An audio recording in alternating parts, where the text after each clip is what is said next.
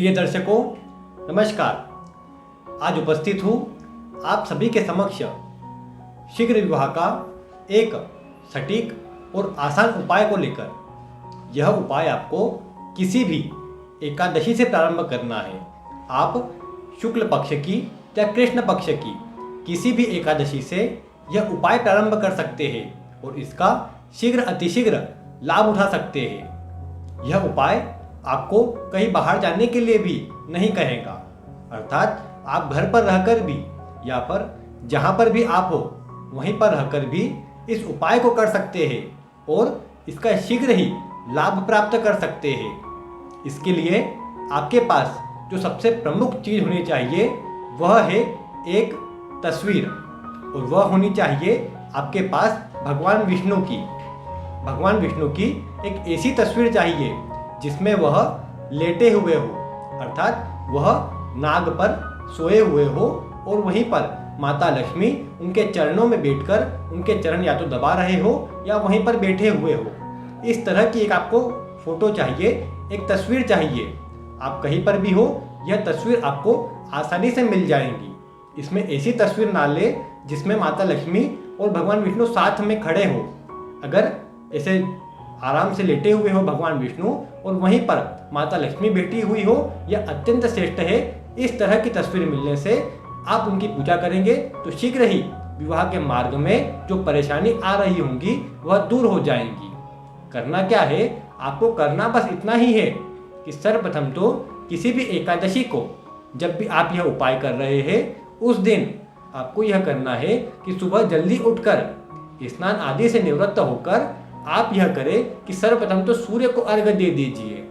सूर्य को अर्घ्य देने के बाद आप यह करें कि वहीं पर पूर्व दिशा की ओर मुँह कर लीजिए। घर पर ही किसी साफ कमरे पे या फिर जहाँ पर भी आपके घर में पूजा स्थल हो वहीं पर आपको यह उपाय करना है। कोशिश करना है कि आपका जो मुंह हो वह पूर्व दिशा की ओर होना चाहिए। अब क्या करना है, पूर्व दिशा की ओर मुंह कर कर बैठ जाइए। अपने सामने एक साफ जगह कर लीजिए, वहाँ पर आप थोड़ा पोछा लगा लीजिए, सफाई कर दीजिए। उसके पश्चात आप यह करें, एक साफ पटिया ले लीजिए, उसे रख दीजिए। उसी के ऊपर एक लाल कपड़ा बिछा दीजिए। लाल कपड़ा बिछाने पर आप यह करें, उसी के ऊपर जो आपके पास तस्वीर है, जो फोटो है, उसे वहीं पर किसी भी सहारे से रख दीजिए। अब इतना करने के बाद आप यह करें कि वहीं पर एक दिया जला लीजिए। आप कोशिश करें एक घी का दिया जलाएं और या तो उसे वहीं पर उस पटिये के ऊपर रख दीजिए, और अगर नीचे रखते हो तो उसके नीचे थोड़ा चावल या कोई भी चीज़ रखकर उसके ऊपर ही रखें। इतना आपने कर दिया। अब आप वहीं पर बैठकर अब आप यह करें कि आपके पास माता लक्ष्मी और भगवान विष्णु की पूजा के लिए जो भी वस्तु हो, जैसे कंकु, चावल, पुष्प, अबीर, गुलाल आदि जो भी हो, हल्दी आदि भी आप उन्हें लगा दीजिए। कम से कम एक तिलक करके या उनके ऊपर थोड़े आप उन्हें छोड़ दीजिए। आप उनका मतलब कह सकते हैं एक पूजन अपने अनुसार कर लीजिए। इतना करने के बाद आप यह करें कि वहीं पर कुछ देर बैठ जाइए। जो दिया जब तक जलता रहे उसमें थोड़ा ही घी भरिए ताकि ज़्यादा समय ना लग जाए।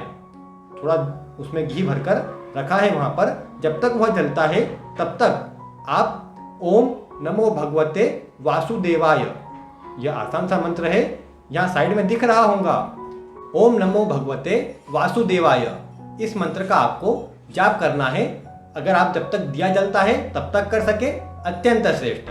इतनी देर ना कर सके तो आप कम से कम 11 माला तो आसानी से जाप कर पाएंगे, ज़्यादा समय नहीं लगेगा। छोटा ही मंत्र है।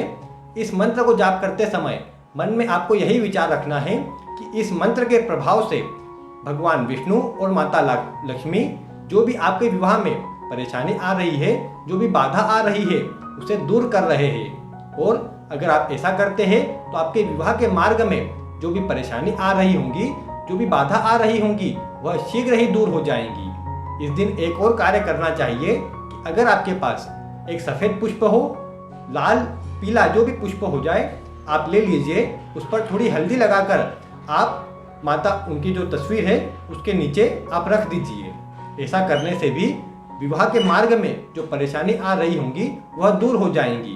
इस दिन कोशिश करें, अगर उपवास कर सके एकादशी का अत्यंत श्रेष्ठ, ना भी कर सके तो किसी भी प्रकार से आप तामसिक या कहा जा सकता है मांस आदि का सेवन ना करें। अपने आप को शुद्ध रखें, सात्विक रखें, अच्छा परिणाम मिलेगा और आपके मंत्र आदि के प्रभाव से और पूजन आदि के प्रभाव से शीघ्र ही आपको वर या वधू की प्राप्ति होगी। साथ ही जो परेशानी आ रही होंगी वह भी दूर होंगी। इसमें एक और बात ध्यान रखनी चाहिए, आपको यह जो उपाय करना है यह कुल 11 दिनों तक करना है। माफ कीजिएगा, 11 एकादशी करना है। पहली एकादशी करी, फिर अगली इसी प्रकार से 11 एकादशी करना है। अगर लड़कियों में कोई भी परेशानी आ जाए उससे चिंता ना करें, उस एकादशी को छोड़कर अगली एकादशी पर करें और उसका जो भी हो आप टेंशन ना ले, कोई परेशानी की बात नहीं है। कुछ छूट भी जाता है तो आगे आप उसे कंटिन्यू कर सकते हैं। करना 11 ही एकादशी है, शीघ्र ही लाभ मिलेगा। 11 एकादशी पूर्ण होते होते शीघ्र ही विवाह के योग बन जाएंगे और जो आपकी मनोकामनाएं हैं वह शीघ्र ही पूरी हो जाएंगी। तो इसलिए आप इस आसान से उपाय को करके देखें। यह उपाय जो है बहुत ही दिव्य है। इसके प्रभाव से विवाह के मार्ग में जो परेशानी आ रही होंगी वह शीघ्र अतिशीघ्र दूर हो जाएंगी और आपका शीघ्र ही विवाह हो जाएगा।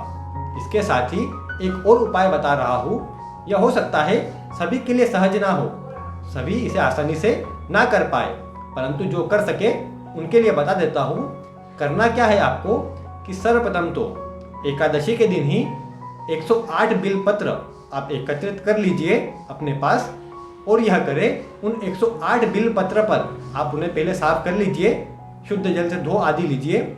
उसके पश्चात उस पर सफ़ेद चंदन से आप अनामिका उंगली ले लीजिए और उसी से सफ़ेद चंदन से प्रत्येक बिलपत्र पर आप राम का नाम लिखें। अगर जैसे 3 भाग होते हैं बिलपत्र में, 3 पत्तों वाला बिलपत्र होता है तो उस पर तीनों जगह पर ऊपर की तरफ जो चिकनी साइड होती है उसी पर आपको राम का नाम लिखना है और उसे सभी 108 पत्रों पर लिखकर आप उसे शिवलिंग पर जाकर अर्पित कर दीजिए। अब 108 हो सकता है सभी को ना मिल पाए, इसलिए कहा था जिन्हें मिल जाए वह कर लीजिए। अगर यह रहता है कि अगर आप इतने 108 नहीं मिल रहे हैं तो कोशिश करें जितने भी मिल जाए अपनी श्रद्धा भाव से, पूर्ण विश्वास के भाव से आप उन्हीं पर सफ़ेद चंदन से राम का नाम लिखें और उसे ले जाकर शिव जी के मंदिर में शिवलिंग पर आप ओम नमः शिवाय बोलते हुए अर्पित कर दीजिए। शीघ्र ही विवाह के योग बनेंगे। प्रार्थना आपको करनी है, बिलपत्र चढ़ा दीजिए। उसके पश्चात प्रार्थना करें कि हे भोलेनाथ, मेरे विवाह के मार्ग में जो भी परेशानी आ रही है उसे आप शीघ्र अतिशीघ्र दूर करें और मुझे एक योग्य और आपके मनपसंद का वर या वधू प्राप्त करवाएं और मेरा शीघ्र विवाह हो जाए, यही मेरी प्रार्थना है। ऐसी आप प्रार्थना भी करें, शीघ्र ही इसके प्रभाव से आपको लाभ भी मिलेगा। आगे श्रावण का मास भी आ रहा है तो संभव हो सका तो उससे संबंधित यही उपाय एक बार और बताने का प्रयास करूंगा, कुछ अलग ढंग से। आप चैनल के साथ जुड़े रहे, आपको इसी प्रकार की रोचक जानकारी मिलते रहेंगी, अनेकों उपाय भी मिलते रहेंगे और यह जो उपाय रहेंगे यह भी दिव्य रहेंगे। शास्त्रों द्वारा या वेद पुराण में जो उपाय कहे गए हैं सिर्फ वही मिलेंगे जिनके प्रभाव से आपका शीघ्र विवाह भी हो जाएगा और अन्य किसी क्षेत्र में जो परेशानी आ रही होंगी वह भी दूर हो जाएंगी। तो उम्मीद है आपको आज की वीडियो पसंद आई होगी। अगर वीडियो पसंद आई हो तो इसे लाइक भी करें, अन्य लोगों तक भी शेयर करें ताकि वह इसका लाभ उठा सके और चैनल पर नए हो तो सब्सक्राइब अवश्य कर लीजिए। मिलते हैं फिर किसी ऐसी रोचक वीडियो के साथ। वीडियो देखने के लिए आपका बहुत बहुत धन्यवाद। यदि आप अपनी कुंडली का विश्लेषण घर बैठे करवाना चाहते हैं तो दिए गए व्हाट्सएप नंबर से संपर्क करें। साधारण फीस जमा करके आप अपनी कुंडली का विश्लेषण फोन के माध्यम से घर बैठे ही करवा सकते हैं और जान सकते हैं अपने भूत, भविष्य और वर्तमान के बारे में। धन्यवाद।